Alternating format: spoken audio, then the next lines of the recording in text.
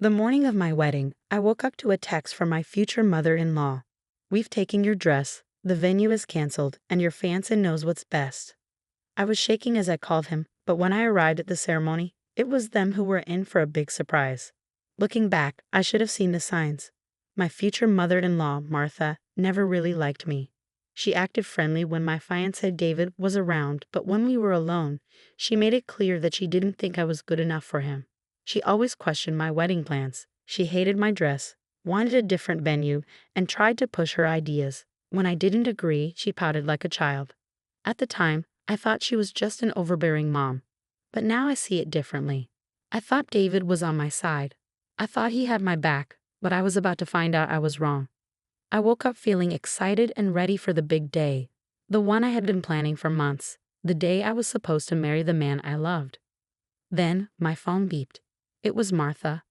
"We've taken your dress, the venue is canceled, and your fiancé knows what's best. Don't make a scene, just accept it." At first, I thought I was dreaming. I had to read the message a few times before it sank in. My heart raced as I called David, straight to voicemail. I called my maid of honor, Sarah, no answer. I called the venue, and the woman hesitated before telling me, "Oh yes, David called this morning and canceled everything. I'm so sorry." My hands were shaking. This couldn't be real. I rushed to my closet. My dress, my shoes, and veil were all gone. Panic set in. They had planned this. They waited until the last moment to do this, thinking I would be too shocked to fight back. They were wrong. I grabbed the first clothes I could find and jumped in my car. If my dress was gone, someone had to have it. I thought about going to David's house, but instead, I drove straight to Martha's. When she opened the door, I saw it in her eyes, smug satisfaction. She didn't pretend to be surprised. She just sighed, leaning against the door like I was an inconvenience. "You need to calm down," she said. "Calm down? You took my dress, canceled my wedding, and now you're telling me to calm down. Where's my dress?" I demanded. Martha didn't blink. "It's gone. You won't need it anyway. The wedding's off." I felt my blood boil. "You don't have the power to cancel my wedding. David made the call. He's doing what's best for you," she said with a smirk. I took a deep breath. "Where is he?" "Busy." I didn't scream. I didn't break anything, but I knew I wasn't going to get anything from her, so I left. But I wasn't done. Not even close. If Martha had done this, she had done something worse. I had to find out what. So I drove to the venue. Cars were pulling in, guests were arriving, and everything was set up just as I had planned. Because the wedding wasn't canceled. It just wasn't my wedding anymore. I got out of my car and walked inside. Nobody stopped me. People I knew smiled at me, unaware. I reached the entrance and stepped inside, and there she was, Rachel, in my wedding dress. The sight made my blood run cold. Rachel had been my friend, but I'd ignored the signs. She was always close to David, and I had been too naive to see what was happening. Now she was standing at the altar, wearing my dress, with my fiancé, like I had never existed. The betrayal hit me hard. David looked calm, like nothing was wrong. That's when it hit me. This wasn't last minute. This was all planned. David let me spend months planning this wedding. He let me spend thousands of dollars sending out invites while he was planning to marry someone else. He wanted me to wake up, find out my wedding was canceled, and disappear from his life like I never mattered. They thought I'd accept it. They thought I'd walk away. They had no idea who they were dealing with. I stood there frozen. Guests were laughing and chatting, unaware of what was really happening. Martha was smiling, proud of her perfect plan. Rachel was glowing, wearing my veil. David wasn't guilty. He wasn't looking for me because he knew what was going on. Something inside me snapped. I didn't cry. Instead, a calmness washed over me. They had taken everything, my dress, my venue, my fiancé, my wedding. But I wasn't gone yet. I straightened up and kept walking. People noticed me, whispers started, but no one stopped me until I reached the front row. Martha's eyes locked onto mine, and I saw fear in them. She stepped in front of me, trying to block me. "You need to leave," she hissed. I smiled. "I think I'll stay." The whispers grew louder. I saw my cousin Rebecca, her eyes wide. Then I saw Sarah, my maid of honor. She looked guilty. That hurt the most. She opened her mouth, but I wasn't in the mood for excuses. I turned back to Martha, who was still trying to act like she had control. You weren't invited, she said with a forced smile. I laughed. Really? Because last time I checked, this was my wedding. David turned and looked at me, his face blank, but his eyes full of panic. Rachel went pale. People were definitely watching now. David stepped forward, his voice calm, but practiced. Let's not do this here. I tilted my head. Oh, but you wanted to do this here, didn't you? I gestured around the venue. Since you planned this behind my back. Rachel tried to stop him, but I cut her off. You didn't steal my fiancé, didn't wear my dress, didn't let me plan my own wedding while you waited to take my place? Her mouth opened and closed. I turned back to David. How long? I asked. He didn't answer. How long have you been planning this? Still nothing. Rachel fidgeted. It just happened, she said. I laughed sharply. It just happened. So you tripped and fell into my wedding dress, into my fiance's bed. Martha sighed. Stop making a scene. I snapped my head toward her. You planned this, didn't you? She didn't deny it. I nodded, a cold feeling spreading inside me. I was ready to be the bigger person, to marry your son and put up with you. But now I'm going to destroy you. She flinched. Good. David finally spoke, his voice too calm. It's over. Let's just move on. Move on. I felt something snap inside me. All right, I said, pulling out my phone. Let's tell everyone what's really going on. I hit play. Martha's voice blasted through the speakers. We've taken your dress, the venue is canceled, and your fiancé knows what's best. Gasps filled the room. Then David's voice. Babe, I'm sorry, but my mom is right. You're just not good enough. Rachel is better suited for me. The room went silent. You could hear a glass shatter. Rachel stepped away from David, horrified. Martha's face went white, and David looked like he was going to throw up. I let the silence settle before leaning in and looking Rachel straight in the eye. Still want him. She bolted. Martha turned to David. You told her that? David was frozen, like he couldn't believe how badly this was going. I pulled out another paper. You know what else I have? I said, unfolding it. The wedding bill. Martha's eyes widened. What? David and I signed financial agreements before the wedding. He owes me for everything, I said. $35,000. I read from the paper. David's face drained of color. That's not. It's in writing, signed, legal. I smiled. And if you don't pay? I leaned in. Well, you know I love a good public scandal. Martha looked like she might faint. David stammered, You can't. Oh, I can. I turned to the crowd. Ladies and gentlemen, enjoy the show because it's not over yet. David looked trapped. Martha was opening and closing her mouth, but no sound came out. The guests were shocked, and some were recording everything. Rachel was gone, thank goodness, but Sarah, my so-called best friend, was still standing there, frozen with guilt. I wasn't done. David had taken everything from me. His mother made sure of it. They wanted me too embarrassed to fight back, but they had underestimated me. Now I was going to ruin them. Just as Martha was about to speak, probably with some excuse, the door opened. A man in a sharp suit walked in, briefcase in hand. Apologies for the interruption, he said loud enough for everyone to hear. David's face went pale because this was my lawyer. Miss, my lawyer nodded at me. Everything is in order. I smiled. Perfect timing. Martha grabbed David's arm like she was holding him up, afraid he would collapse. You got a lawyer? She spat. I turned to her. Of course I did. You and your son stole my wedding, my money, and my time. You think I wouldn't get legal backup? Guests gasped, and some whispered loudly. David finally found his voice.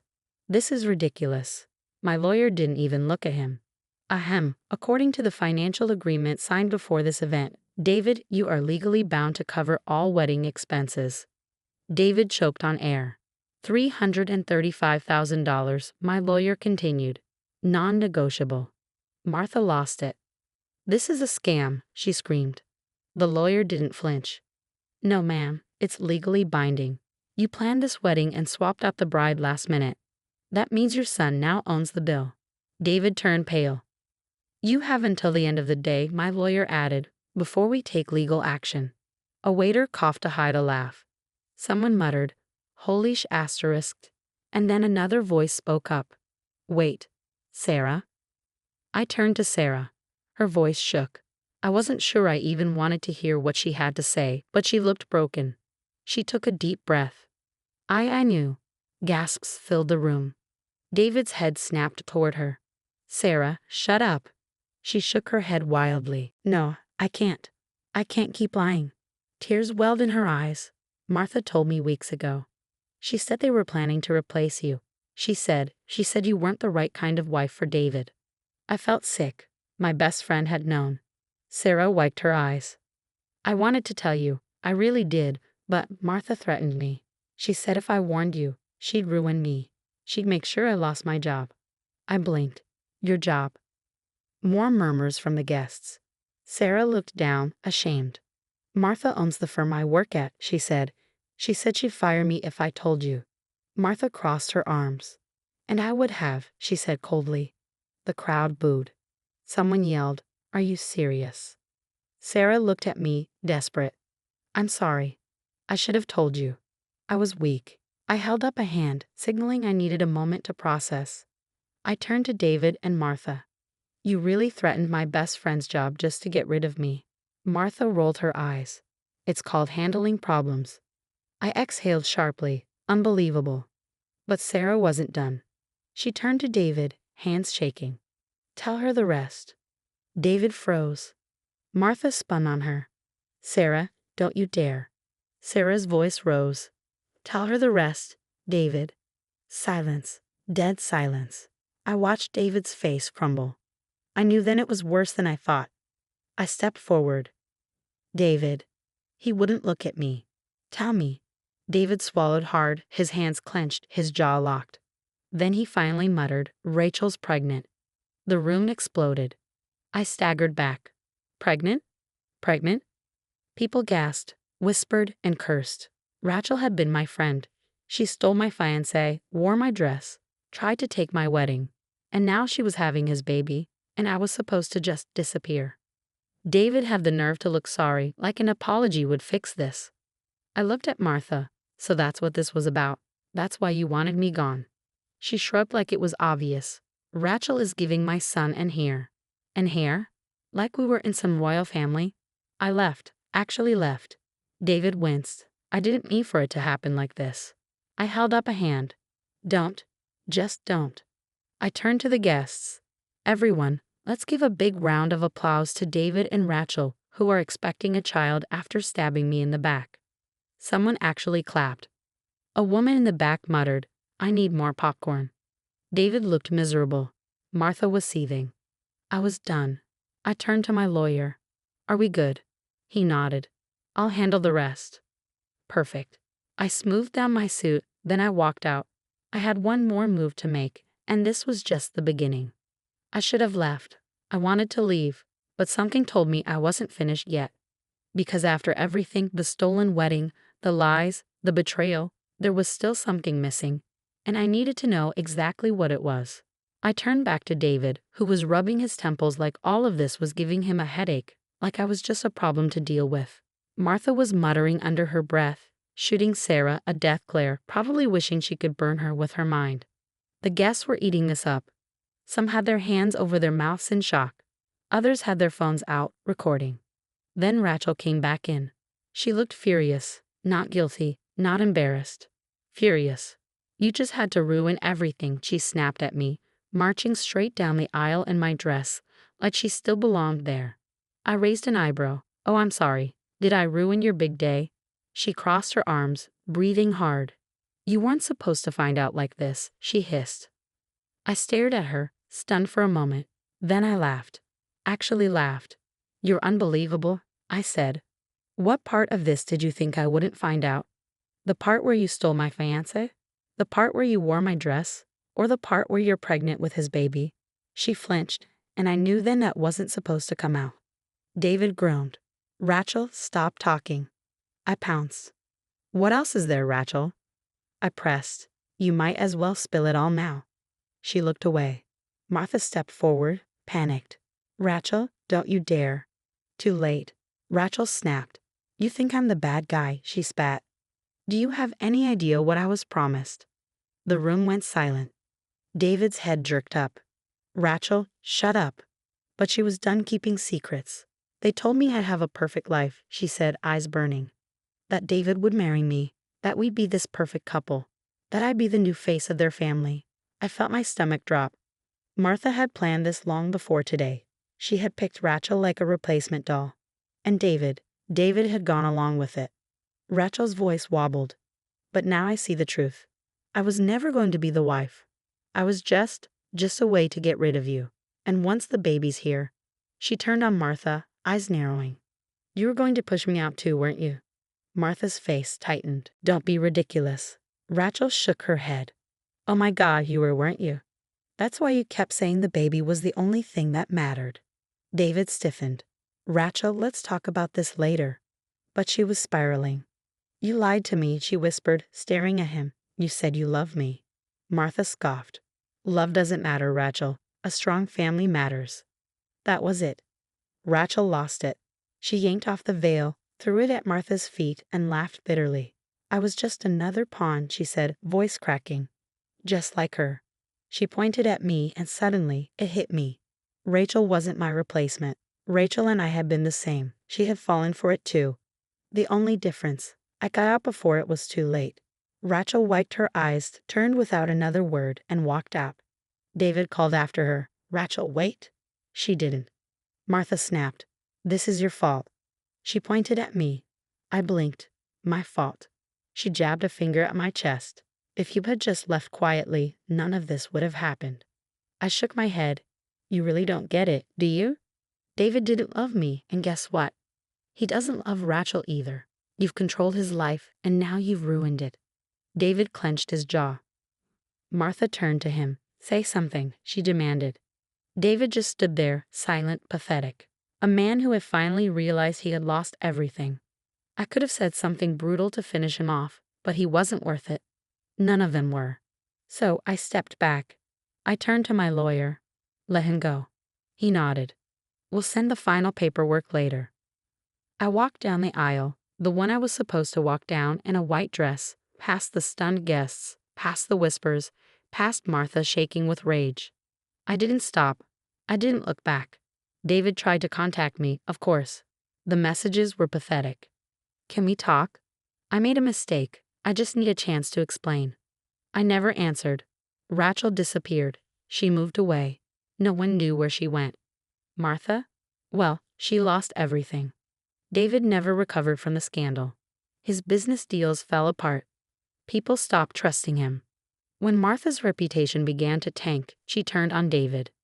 I heard she moved away to start fresh without him. Karma did all the work for me. And me? I thrived. I moved to a new city, found a real job, made real friends, and I stopped looking back. Because the truth is, I won. Not because I got revenge, not because I embarrassed them, but because I walked away, because I found a life so much better than the one they tried to trap me in. And now when I think about that day, the betrayal and the disaster, I don't feel anything at all. And that's the best revenge of all.